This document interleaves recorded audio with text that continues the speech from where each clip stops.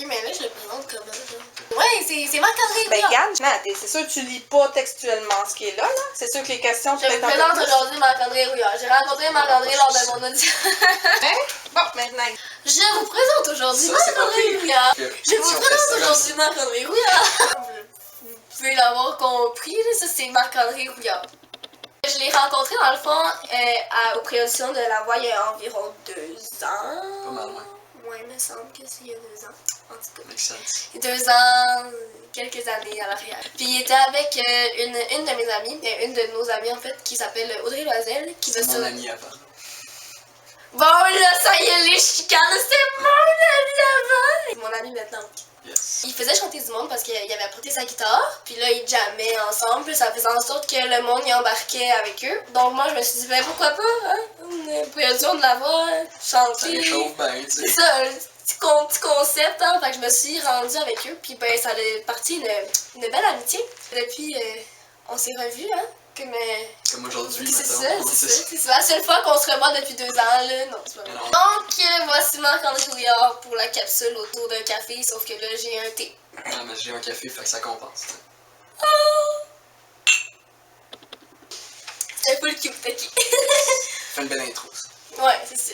Comme il y a les gens qui me regardent sur ma chaîne présentement, peut-être que vous ne connaissez pas Marc-André, je vais vous faire un petit résumé de sa vie, que peut-être que lui-même a oublié des détails de sa vie. Ouais, je suis comme. J'ai peur, là. En 2012, en 2013, tu as participé au concours Cégep en spectacle et tu t'es rendu au régional Yes. en 2013 et tu as gagné aussi plusieurs prix. Oui, en effet. Aussi, en 2013 encore, tu as fait la voix. Tu t'es fait éliminer au premier duel, mais tu as fait la voix J'ai fait la voix. dans l'équipe à Marimé. Yes. J'étais dans une équipe, Ouais, c'est ça. dans l'équipe à Marimé. Yeah. Bye. J'ai l'impression que t'es un petit peu jaloux, mais en tout cas, tu sais, je sais Ben, en pas. tout cas, Je ressens de la frustration de ton côté, là. pas tout, voyons donc. Non. Marimé, ce qui se fait. Puis en 2014, tu as participé au concours émission Ma Première Place des Arts. Yes, j'ai fait ça. Dans le fond, y a-tu des étapes au concours Place des Ben, en Arts? fait, comment que ça s'est passé, ça? C'est que j'ai fait Cégep en spectacle, genre en 2013. Je me suis rendu à la régionale. J'ai gagné le prix de la SACEF. Je me suis pas rendu plus loin, sauf que ce prix-là, ce que ça donne, c'est l'opportunité de directement faire les quarts de finale de Ma Première Place des Arts. L'année d'après, je faisais partie des candidats, puis je me suis pas rendu plus loin que les quarts de finale. Sauf que ça a quand même été une super belle expérience. Nice. Nice. Moi aussi, j'aimerais ça faire ça un jour dans ma vie. Tu as aussi animé des jams à Drummondville et au Jack Saloon. Ouais, c'est ça. Donc, pendant 4 ans, je faisais ça à Drummondville. Ça s'appelait le Luba Café. Puis, ben, rendu à Montréal, j'ai décidé de trouver un autre endroit pour faire des jam sessions parce que j'adore ça. Et c'était au Jack Saloon dans le Vieux-Montréal. Qui est malheureusement fermé. Tu as aussi produit 2 disques pour des auteurs différents. Yes, j'ai, dans le fond, un quand j'étais à Drummondville, vu comme à la fin de mes études en enregistrement. Et un avec un de mes compatriotes de Ma Première Place des Arts, un artiste que j'ai rencontré là-bas, qui s'est rendu en demi-finale. Et c'est moi qui ai enregistré son album. Il a été réalisé par un autre des participants de Ma Première Place des Arts. My god, t'en as fait des affaires. J'en ai quand même fait beaucoup, ouais. T'as aussi plus de 8 compositions à ton actif que t'as faites, là. Yeah, j'ai des compositions en anglais et en français. En français, il y en a beaucoup en fait que j'ai composé pour le concours Ma Première Place des Arts parce qu'il fallait en avoir au moins 5 à présenter. Puis je voulais vraiment comme mettre à jour mes compositions. Puis depuis, j'ai continué à composer en français, en anglais. Puis, mais j'ai pas encore d'album. Ça va s'en venir, ça va s'en venir. Un jour, à un moment donné, je vais m'arrêter, de me taper sur la tête, puis je vais dire, ok, là, mes compositions sont assez bonnes, j'ai pas besoin de les refaire, puis je vais finaliser un album, et après, je vais passer à autre chose, sauf faut que je fasse un EP, là, au moins, là. T'as aussi Ah, je peux. Tu as aussi parti l'an dernier sur ta chaîne YouTube à lui, parce qu'il y a aussi une chaîne YouTube qui va être dans la description, hein? Juste en bas, là. Tu sais, ouais, allez voir ça, hein? Ouais, c'est ça. T'as fait des capsules sauf acoustiques Exactement. sur ta chaîne. Les Soup Acoustic Sessions qui se passaient justement sur ce sofa-là. C'est drôle parce que ça a commencé, dans le fond, je voulais juste faire un cover avec ma copine parce qu'on n'avait jamais fait de cover ensemble. Puis ben, j'ai fait tout le setup ici parce que je trouvais que ben, ça faisait un beau background avec...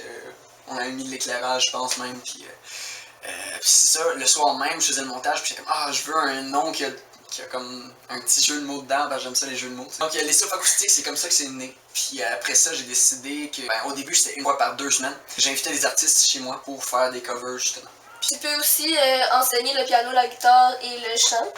Yes. Donc, si vous voulez prendre des cours de guitare, de piano et de chant, vous pouvez contacter Marc-André Rouillard. Yes. Je fais aussi des cours d'enregistrement studio, de production musicale, composition, tout ce package-là. Ouais, puis aussi, si vous voulez enregistrer des chansons, il est super bon, hein, comme vous avez pu voir les 2 covers. Je fais ce que je super peux. bon. J'ai mon studio. Il fait ce qu'il peut, là. Il y a juste un studio, là, tu sais. Ah, C'est rien, ça, là. Franchement. Et tu gagnes aussi ta vie dans des stations de métro, dans la rue. Et là, avant que le monde y pense que c'est quelque chose de croche, je fais de la musique dans les stations de métro, surtout l'hiver. Et l'été, je fais C'est vrai que moi, j'ai juste dit, il gagne sa vie dans le métro, dans la rue. Je suis musicien de rue, j'ai mon permis même, donc un permis de musicien de rue, parce que ça prend ça à Montréal si tu veux jouer dans le centre-ville. Et c'est ça, l'hiver, je joue plus dans les métros. Dernièrement, je fais ça 5-6 fois semaine, des 2 ou 3 heures d'affilée à jouer dans la rue, puis juste comme avoir des dons des personnes qui aiment ma musique. Puis en fait, c'est là-dessus que je vis principalement à l'année longue. Ah ouais? Ouais, C'est pas difficile? Oui, c'est difficile, mais ça n'a pas tout le temps été aussi lucratif que présentement parce que ça a pris beaucoup de temps avant que je m'habitue à ce rythme de vie-là. Puis aussi, techniquement, vocalement, faut être vraiment solide pour être capable de faire 3 heures d'affilée.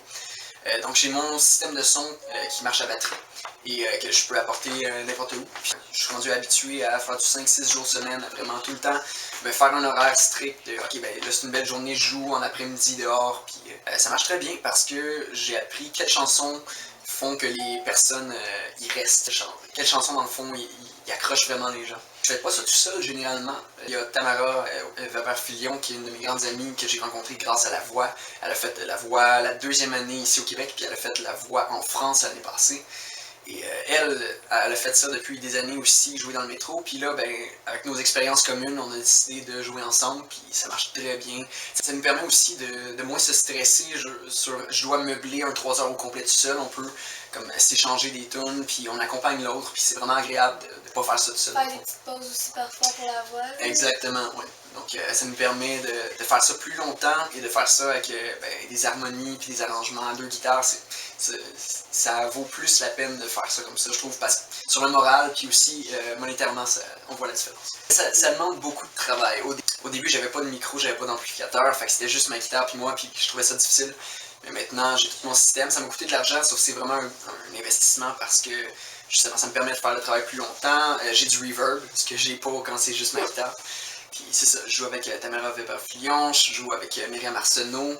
Il y a Rebecca Lucier aussi, qui est une de mes amies de Drummondville, qui chante vraiment très bien, que je vais l'initier bientôt à faire du busking. Donc, Nous sommes rendus aux questions. je suis excité. Question numéro 1. Ce que plusieurs personnes doivent se poser comme question depuis le début que j'en ai parlé. Ton passage à la voix. Évidemment. Ouais. Quelles répercussions ça a eu dans ta vie à toi comme positif, négatif? Ça a eu beaucoup de répercussions au niveau de... Mettons, je regarde le monde avec qui je me tiens dernièrement. Il y a beaucoup de contacts que c'est grâce à la voix. Au niveau artistique, je connais vraiment beaucoup d'artistes qui l'ont fait soit mon année ou les années d'après. Si on veut, ça donne genre un petit peu un standing que tu peux dire « Hey, ben oui, j'ai fait ça, j'ai ça dans mon CV », puis ça donne un petit peu de crédibilité si on veut que... C'est drôle des fois la perception des gens, comme tu peux être aussi talentueux que quelqu'un d'autre, mais lui a fait tel concours, fait que c'est comme plus safe, comme c'est un safe bet que le monde ils font comme ah ben oui il a fait la voix, le monde ils vont venir. C'est beaucoup utilisé, mettons quand je fais un spectacle, ah Marc-André Rouillard de la voix, dans un bar il y a du monde qui vont venir juste à cause de ça, tu sais. Donc encore une fois, la question numéro 2, ça parle encore de la voix, hein? Le concept numéro 2, la voix. C'est correct, là, j'ai quand même fait la voix, fait il y a beaucoup de choses à savoir là-dedans. C'est quoi les côtés plus négatifs qui ont été pour toi ou les côtés plus négatifs dans la médiatisation? Ouais, c'est ça. Ça donne une énorme exposition, si on veut, sur les médias sociaux surtout. Et il y en a beaucoup qui vont se permettre de dire des choses. Ça arrive que quelqu'un dise « Ah, il est vraiment nul. jaillit ce qu'il a fait, ou qui veulent juste insulter pour le fun d'insulter parce qu'ils sont derrière un clavier. T'sais. Des haters! Ouais, c'est ça, des haters. Allez, Ça, il va y en avoir tout le temps et il faut s'y habituer. Ça fait juste partie de justement ça. Quand tu es exposé à énormément de gens, là, je pense que les codes d'écoute, c'est dans le coin de 2,5 millions de personnes, juste pour une performance de 1 minute et demie. C'est sûr qu'il y en a qui vont pas aimer ça. Fait que faire face à ça, tu fais le saut au début. Sauf qu'il faut apprendre à justement se détacher. Faut pas le prendre personnel. Je veux dire, moi, si je suis content de ce que j'ai fait, il va y en avoir qui vont chialer, mais faut pas que je prenne ça personnel. C'est juste un commentaire parmi tant d'autres. Il y en a d'autres qui étaient vraiment fiers de moi. Si tu le prends personnel, c'est là que ça va devenir dur ta job. Il va tout le temps avoir des commentaires négatifs, positifs. Il faut que tu aimes ce que tu fais, puis pas que tu le fasses pour les autres. Puis dangereux aussi, des fois, c'est un peu tomber dans le panneau de « je me suis fait présenter dans tel cadre, fait que là, ben, je vais rester dans ce cadre-là pour plaire aux autres ». Mettons, moi, j'étais en duo avec ma copine de ce temps-là, puis, tu sais, ce qu'on faisait généralement, c'était quand même jazz, pop, des arrangements quand même intéressants musicalement, parce que les deux, on étudiait à Drummondville au cégep. Ce qu'on a fait dans le concours, c'était un petit peu loin de... Tu sais, c'était plus, mettons, quétaine, plus kitsch, mais ça marchait dans l'idée de l'émission parce que un couple, tu sais, on était le seul couple de l'aventure, puis on a joué la game, sauf ce que j'ai eu peur, c'est que après j'avais juste des contrats en fonction que le beau petit couple. T'sais. Ça a été dans le fond de réussir à travers ça, faire comme hey, ben, je suis un artiste complet et voici ce que j'ai à présenter. Voici, vous avez peut-être vu quelque chose, sauf que je fais pas juste ça dans le fond. Question numéro 2. 2B. 2B. Qui n'était pas supposé être là, mais bon. À propos des médias, tu sais, mettons pour les personnes qui veulent commencer dans la vie à chanter, mais qui n'ont pas vraiment fait de concours, puis là, qui voient la voix, puis là, qui font ah, mais pourquoi pas la voix? Mais là, ils commencent sur une grande scène comme ça, avec tous les médias sociaux, puis tout, puis ça retombe, là. Puis, évidemment, dans le fond, dans des gros concours comme ça, ça y va, mettons, par vague. Si tu vas avoir une grosse vague, là, tout d'un coup, t'as plein de fans, puis plein de monde qui like ta page, qui font des commentaires, blablabla. Oui, c'est génial, puis il faut en profiter. Sauf que, faut pas que tu te valorises à travers ça. Faut pas que tu te valorises seulement avec ça. Parce que, oui, à un moment donné, tu vas perdre cette visibilité-là. Mettons que t'es éliminé, moi ça a été au duel. Fait que rapidement, j'ai été coupé de l'aventure. Il y en a qui m'encourageaient encore, peut-être, sauf qu'il y en a beaucoup qui vont juste se fier sur les candidats qui restent, ou l'année d'après, juste les candidats de cette année-là. Donc c'est important d'être assez solide dans sa personne pour pouvoir continuer à aller chercher ceux qui sont encore là, puis qui veulent te suivre, mais pas être complètement défait si tout d'un coup tu perds des subscribers, ou le monde il t'ignore un peu ces réseaux sociaux, comme il y a beaucoup de comptes Twitter que c'est juste pour la voix, puis là ils m'ont suivi, puis après ça, moi je pose sur Twitter, il y a personne qui répond parce que ils vont plus, ou parce que ben, c'est ça, c'est éphémère dans le fond. Ça, en tant qu'artiste, c'est un défi aussi, il faut se renouveler, il faut pouvoir présenter quelque chose de nouveau, puis encore là, il y en a qui tu vas en perdre, qui vont faire comme ben c'est pas ce que je pensais, fait que je décide de plus suivre. L'idéal, c'est que tu prends ça, puis tu te builds une base de fans qui vont aimer ce que tu fais et qui vont continuer après l'aventure, suivre puis à t'encourager, puis c'est là dans le fond le travail, c'est de tout le temps comme réussir à tout le temps garder un engagement avec tes fans pour qu'ils se sentent justement que ben lui c'est cool parce que je sens que j'interagis avec. T'sais. Fait que ouais, il y en a qui sont beaucoup surpris par la vague dans l'autre direction, sauf que ça fait partie de la game. Question numéro 2, c'est est-ce que tu conseillerais ce concours-là à une personne qui débute dans le chant, dans le concours? C'est une grosse question ça, parce que souvent, de la façon que c'est présenté, on a beaucoup l'impression que c'est comme le premier spectacle d'un chanteur, mettons. Sauf que moi, quand je l'ai fait, je regardais tout autour de moi, aux auditions, puis dans même les duels, puis je devais être un de ceux qui avait le moins d'expérience de scène.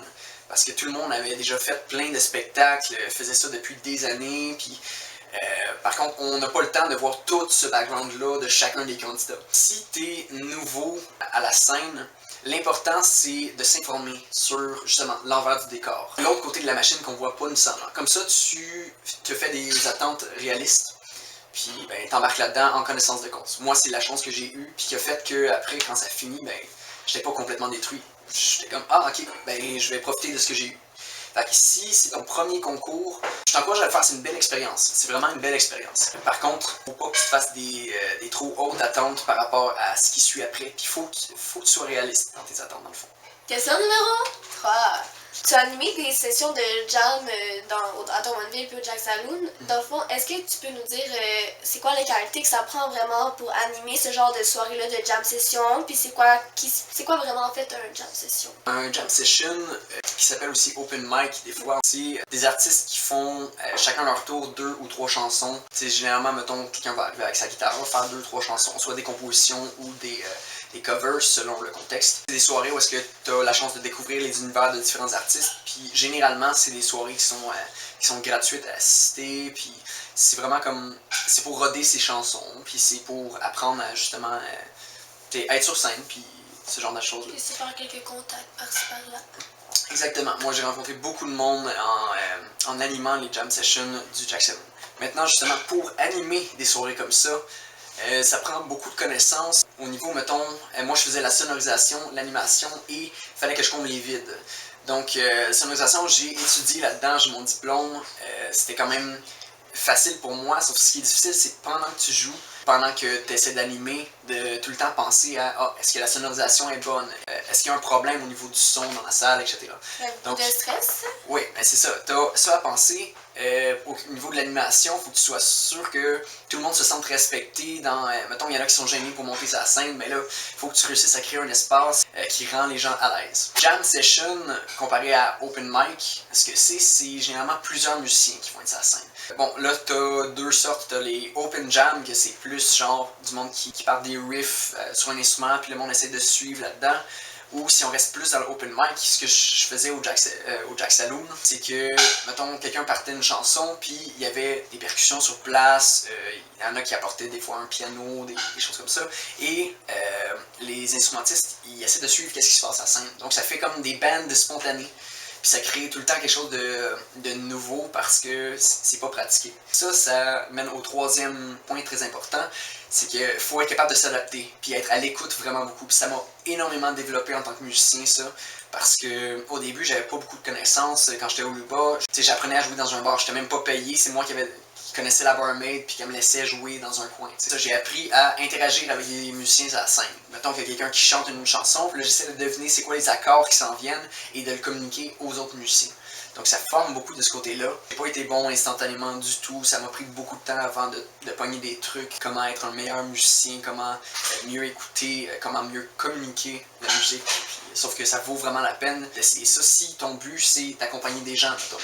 C'est le fun de juste jammer avec les gens puis découvrir de nouveaux talents. Bon, ok, sérieux. C'est parti. Question numéro 4. Donc, comme on en parlait dans la situation de bar, bistrot, jam, session et tout le tralala qu'il y a avec, l'ambiance, quand tu fais des affaires comme ça, comme dans des jams, des open jams ou whatever, tout ce qu'il y a avec, est-ce que c'est difficile aussi? Puis, quelle genre de musique il faut que tu apportes là-bas?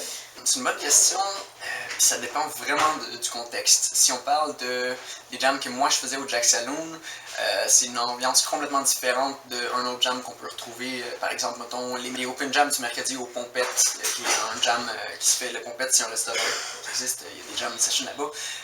C'est toute une vibe complètement différente. Donc, l'important quand tu vas à un nouveau open mic, mettons, ou ce genre de jam-là, c'est un peu de s'adapter. Tu veux pas, genre, t'imposer puis changer la vibe complètement. T'sais. Éventuellement, si tu connais les gens, tu y vas souvent, tu vas être capable de déterminer, genre, ok, ben cette chanson-là, ça fait pas tout le temps, sauf que je vais l'adapter un petit peu à la vibe. Donc, l'ambiance, généralement, c'est entre musiciens, c'est relax. Des fois, ça va être très individualiste si c'est des open mic, que c'est un artiste à la fois. Donc, ça, c'est vraiment de respecter chacun des artistes qui passent. Sinon, dans les open mic comme moi je faisais, ben là, c'est beaucoup de respecter la personne qui fait la chanson à la base, mais tous les instrumentistes autour, ils peuvent apporter leur touche. Dans le fond, c'est tout le temps une question de respect. Donc, l'ambiance, ça va vraiment changer d'un endroit à l'autre, sauf que le but, c'est de tout le temps être à l'écoute des autres, puis de rester dans le mood que la personne qui présente la chanson veut un peu présenter. Question numéro 5. Donc, tu enregistres aussi chez toi pour d'autres personnes comme moi. Allez. C'est quoi que t'aimes en fait dans ce métier-là? Parce que c'est tellement créatif, puis il y a tellement de possibilités maintenant. C'est très accessible l'équipement du studio par rapport à avant, mettons. C'est très facile de se procurer quelques programmes, quelques mettons, un micro, une carte de son, et de commencer à créer, genre, rapidement. Enregistrer du monde, moi, ça me permet de faire un côté artistique qui est un petit peu plus arrière-scène, qui est plus, genre, direction artistique, réalisation. Puis je me suis rendu compte en le faisant, dans le fond, en m'enregistrant mes propres affaires, que c'est quelque chose qui me passionne vraiment beaucoup. Donc, c'est ça. Question numéro 6. Est-ce que c'est difficile pour toi de travailler pour quelqu'un d'autre et non pour toi-même? Je vois comment ça pourrait être difficile si, mettons, je prenais ça trop personnel, mettons, mes choix musicaux versus les choix musicaux de l'artiste. Des fois, je vais pas être d'accord avec les choix que la personne que j'enregistre fait, mais au bout du compte, c'est son produit. Dans ce temps-là, je me mets plus dans une position de technicien, puis je fais ce que l'artiste a besoin pour atteindre le résultat que lui il veut. Mais oui, ça peut être difficile des fois, des petits accros, si on veut, avec les artistes. Mais généralement, c'est rare, parce que je choisis quand même les artistes avec qui je travaille, puis c'est du monde avec qui je m'entends bien à la base. Donc, comme elle, mettons. Moi, je fais ça en tant que travailleur autonome. Il y en a qui font ça dans un grand studio, mettons, à Montréal. Les techniciens ne choisissent pas nécessairement qui est-ce qu'ils vont enregistrer là. Donc, j'imagine que ça peut être difficile, sauf moi, en tant que travailleur autonome, j'ai la chance de choisir qui est-ce que j'enregistre. Ça t'est déjà arrivé de dire non à des personnes? À ce que je me rappelle, il y a très peu de contrats que j'ai faits que j'ai pas aimé. Il y en a que je pensais que ça allait bien se passer, mais que des fois, il y a eu comme il y a eu des malentendus où, dans le fond, je me suis rendu compte que la personne, ce qu'elle voulait, c'était pas ce que je pouvais offrir. Et ça fait des accros des fois. Sauf que, à travers les années, j'ai vraiment appris à mieux savoir définir, genre, ok, ben, tu veux ça, moi, ce que je peux offrir, c'est ça. Est-ce que c'est compatible? Oui, ben, let's go. Tu sais, hein? Puis Madeleine, mes questions, lui, tu sais? Non, c'est parce que je suis pressé, moi, là. Non. Donc, question numéro 7, hein, 7, CT. On parlait de surf acoustique il y a quelques minutes. Comment tu fais pour trouver tes chansons? Comment tu fais pour trouver tes... Non, c'est pas d'abord. Quand il y a des CH de coller, là, ma Les bouche... chansons. Elle fait pas l'affaire, là. Comment tu fais pour trouver tes choix de chansons? Comment tu fais pour trouver tes choix de chansons? Comment tu fais pour trouver tes chansons? Oui, c'est ça. Comment tu fais pour trouver tes chansons et l'inspiration de tout ce qui vient avec l'envers du surf acoustique? Ça dépend vraiment. Il y a beaucoup de personnes qui m'ont approché pour le faire, mais généralement, j'y allais plus avec... Genre, j'ai énormément de musiciens que je connais, puis que ça fait longtemps qu'on veut travailler ensemble, mais qu'on n'a jamais vraiment comme fait de quoi. Donc, j'ai un petit peu priorisé ça, les personnes avec qui ça fait longtemps que je voulais travailler avec. Mettons que je connais de Drummondville dans le temps que j'ai étudié là-bas. J'ai utilisé les contacts que j'ai puis que je connais bien à la base. Pour le choix des chansons, Tu dis ça tellement facilement. Pour le choix des chansons, moi, je suis pas capable. j'ai quand même animé des jam sessions pendant 5 ans, fait que faut que j'aie une bonne élocution. Ah, wow! Ouais, faut que t'aies Une bonne élocution! Donc, Ouais. c'est ça. Pour le choix des chansons, généralement, c'est beaucoup en discutant avec la personne, en shootant des idées. Des fois, c'est juste comme on disait, ah, cette chanson, ça serait drôle, puis là, finalement, ben, hey, on va essayer pour voir. Généralement, ça vient souvent de la personne que j'interpelle pour faire le surf acoustique. C'est elle qui va me proposer une chanson, puis vu que c'est pas mal, tu sais, j'essaie de respecter l'univers de la personne que j'invite chez moi, ben, généralement, c'est avec ça qu'on y va. Puis, on trouve tout le temps moyen de faire une version qui fit avec mon univers musical aussi. T'sais, je l'adapte, surtout que c'est souvent moi qui joue l'instrument. Ça permet de faire des arrangements qui combinent les deux univers. J'aurais pas pu faire ça il y a 5 ans, mettons, je regarde l'expérience que j'avais. À travers les années, j'ai vraiment acquis l'expérience nécessaire pour pouvoir faire ça de façon aussi productive puis aussi simple. C'est vraiment à force de travailler différentes facettes de ma musique. Question numéro 8. Quelle belle complicité! Incroyable! Le moment malaisant. Question numéro 8. Là, il Moi, mangerait t'es pas grande, sûr. Tu joues dans le métro régulièrement ou dans la rue. C'est quoi que tu trouves le plus gratifiant ou ce que tu apprends plus ou ce que tu aimes le plus de jouer dans le métro? Jouer dans le métro, c'est très très formateur. C'est quelque chose qui n'a pas tout le temps une bonne connotation par contre, parce que souvent il y en a qui vont voir ça, genre ah, lui est obligé de jouer dans le métro, c'est triste, mais au début ça me stressait vraiment de jouer dans le métro parce qu'il y a énormément de personnes qui te voient puis qui t'écoutent pas nécessairement puis qui te regardent avec jugement justement. Il y a un préjugé si on veut par rapport aux musiciens de métro. Par contre, j'ai réussi à travers les années à complètement m'en détacher et de voir ça comme de la pratique qui est potentiellement payante. Généralement, si je fais 3 heures d'affilée dans un métro, c'est sûr que je vais avoir du monde qui va me donner de l'argent. Des fois, c'est pas autant que j'aurais espéré, mais c'est un horaire que je me fixe moi-même.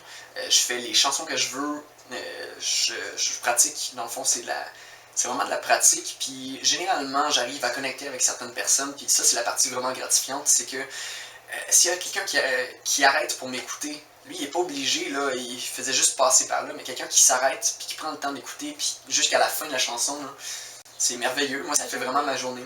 Ces connexions-là, ces échanges avec le monde, puis je suis vraiment heureux maintenant de pouvoir en gagner ma vie. T'sais, la majorité de mon revenu pendant l'été, c'est vraiment jouer dans la rue.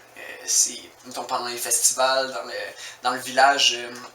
J'ai mon permis, fait que j'en profite. Je joue pendant 1 heure, puis il y a peut-être une foule qui se ramasse autour de moi, puis qui sont vraiment contents de voir ça, tu sais.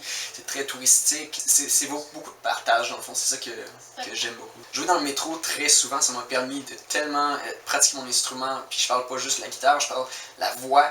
Être capable de se lever le matin, puis ok, ben je vais jouer pendant 3 heures aujourd'hui, puis il faut que je performe à mon maximum si je veux être capable de faire le plus d'argent possible. Ben, Colin, que ça... J'en ai appris vocalement plus que si c'était un prof de chant 1 fois par semaine, mettons. Parce que je suis tout le temps en train de pratiquer. Mais en même temps, j'ai mon background de prof de chant, justement, donc je sais comment me regarder aller puis comment m'adapter. Est-ce que tu as acquis de la confiance en toi en faisant ça? Absolument. Au début, c'est ça, je me sentais petit dans mes shorts à voir tout le monde passer, qui était dans leur zone, puis c'est normal, là, ils se promènent. D'être capable de jouer dans une salle vide, ce que je n'étais pas capable avant, dans le fond. Mettons que tu joues dans un bar, qu'il n'y a personne là parce que un bar, ça peut être vide la semaine, mettons. Avant, je n'étais pas capable, mais maintenant, je suis capable de commencer mon set, ça se peut qu'il y ait personne, puis pendant, il y en a qui arrivent peut-être, puis je suis content, t'sais. Ça forme vraiment beaucoup de ce côté-là. Question numéro 9. Question quand même assez importante, je dirais. Tu as fait des études en musique et tu as aussi travaillé dans le milieu de la musique. Est-ce que l'un est plus important que l'autre? Est-ce que c'est plus facile étudier en musique ou apprendre sur tout? Ouais, c'est quand même touché cette question-là parce que ça prend pas ton diplôme en musique pour gagner ta vie de la musique, mais c'est pas inutile du tout d'étudier en musique. Moi, ça m'a apporté énormément de choses qui ont facilité mon apprentissage de la carrière musicale. Ça dépend vraiment de qu'est-ce que tu veux faire. Si tu veux être auteur, compositeur, interprète, mettons, ou même juste interprète, il y a moyen d'être autodidacte puis de gagner ta vie juste en performant. T'sais, mettons, il y a beaucoup de musiciens de rue qui n'ont pas fait d'études là-dedans et qui gagnent bien leur vie de ça. D'un autre côté, si ton but c'est de faire, mettons, de la production ou de l'enseignement, c'est vital, selon moi, de vraiment prendre le temps d'apprendre la théorie, de faire des études, mettons, des études au cégep en musique, ça aide énormément de ce côté-là, mais il y a beaucoup d'informations qui sont sur Internet, sur YouTube, il y a plein de sites pour apprendre cette théorie-là. Ça, il faut quand même prendre le temps de le faire. Parce que si tu enseignes, l'idéal, c'est d'avoir un background vraiment riche. Plus tu as de connaissances, mettons, moi je connais plusieurs instruments, je connais comment faire la production, j'ai travaillé sur la scène et derrière la scène, fait que plus tu as de connaissances dans le milieu, plus ça va être facile pour toi de faire des parallèles et de mieux, mettons, partager ta connaissance. Oui, c'est pas le papier qui va faire que tu vas travailler, mais ça peut beaucoup t'apporter de travail aussi, avoir toutes ces connaissances-là. Chaque côté de la médaille a son importance. Question numéro 10. Là, j'ai mis feuilles parce qu'il faut pas qu'ils voient, parce que c'est quelque chose Tu auquel il a peux déjà... commencer ton français, s'il te plaît? Hein? Qui voient. Qu'ils voient. Ok. Faut pas qu'ils voient la question. C'est le bout que je suis stressé, là. Parce que c'est une question auquel il a déjà répondu. Et là c'est en train de rouler dans sa tête C'est une ça, question qu'est-ce que qu'il a j'ai déjà dit, répondu, là. Et qui va répondre. Il y a environ 3 ou 4 ans, on t'a demandé dans 10 ans où tu te vois. Et tu as répondu, et je cite: je me vois dans mon studio professionnel en train de produire des artistes, travailler sur mes albums et collaborer avec le plus de musiciens que possible. Dans le fond, l'important pour moi, c'est de pouvoir toujours avoir la chance d'échanger avec d'autres gens qui partagent ma passion, de pouvoir vivre avec ma musique. Est-ce qu'aujourd'hui, 3-4 ans après cette question, c'est toujours la même chose? C'est vrai que quand même pas pire, oui. Je savais où est-ce que je m'en allais. C'est quelque chose que je fais peut-être pas au niveau où est-ce que j'en parle dans cette réponse-là. Par contre, c'est pas mal, ça fait pas mal avec genre ma vision de la musique présentement. Donc dans 10 ans, admettons moi je te la réponds, je te la redemande, dans 10 ans tu te vois où? Dans 10 ans, je me vois où? Ben, peut-être que là, ça a changé un peu par contre. Parce que oui, ça fit avec quelque chose que je veux dans ma vie. Mettons, tout le temps collaborer avec des musiciens. Par contre, je ne sais pas si ma place c'est en tant que technicien de studio. Je sais pas si je vais vouloir avoir mon studio puis de faire ça full time. Parce que présentement dans ma vie, je suis beaucoup focusé sur ma propre carrière à moi, ma musique. Sauf qu'il y a beaucoup de liens à faire quand même. Là. La collaboration avec des artistes, c'est très central dans ma vie, comme avec les Soft Acoustic Sessions et tout. Donc, pas nécessairement dans un studio, même si c'est quelque chose que je veux continuer à faire. Par contre, c'est ça, en interaction. Ben, dans le fond, on voit qu'il suit une ligne. Hein? Il y a comme une ligne directrice qui, des fois, fait ça, sauf que, ouais, ça garde les mêmes valeurs sont là, mettons. Question numéro 11. Il y a plusieurs personnes sur ma chaîne qui ont un Facebook, hein, comme Comme c'est beaucoup de monde. ça. La plupart du monde, en fait. Dans le fond, il y a à peu près 2 mois, j'ai fait une vidéo sur ma chaîne, sur mon Facebook, pardon, qui expliquait pourquoi d'un jour à l'autre, on n'a plus rien vu de moi sur mon Facebook. En fait, c'est ma mère qui publiait mes affaires à ma place parce que ça me tentait juste plus. Dans le fond, j'ai eu un moment que, comme je l'expliquais dans ma vidéo, je me mettais vraiment beaucoup trop de pression. Que je voulais trop plaire à tout le monde, que je voulais trop être parfaite. Les fausses notes, ça n'existe pas, c'est pas normal que tu fasses ça. Puis j'ai réalisé que fallait vraiment le faire pour le plaisir. Est-ce que tu crois que dans la vie d'un artiste, chaque artiste va avoir ce petit passage-là? Je peux pas parler pour tous les artistes, mais j'ai l'impression que ça va être quand même universel ce questionnement-là. Moi, je suis passé à travers ça quand même récemment. Ça m'a vraiment pris un gros break de la musique. Puis justement, moi aussi, pendant un bon 6 mois, je postais plus rien sur Facebook, sur Instagram ou peu importe. Parce que, tu sais, oui, prendre des breaks des fois, je l'ai fait dans ma carrière, sauf que là, j'étais à un point où est-ce que c'était rendu vraiment malsain. Puis comme tu dis, j'avais plus ce plaisir-là spontané de « Hey, ben je fais de la musique, puis c'est parce que j'aime ça. » C'est vraiment rendu un « Ah ben, c'est ça que tu sais faire, t'es bon là-dedans.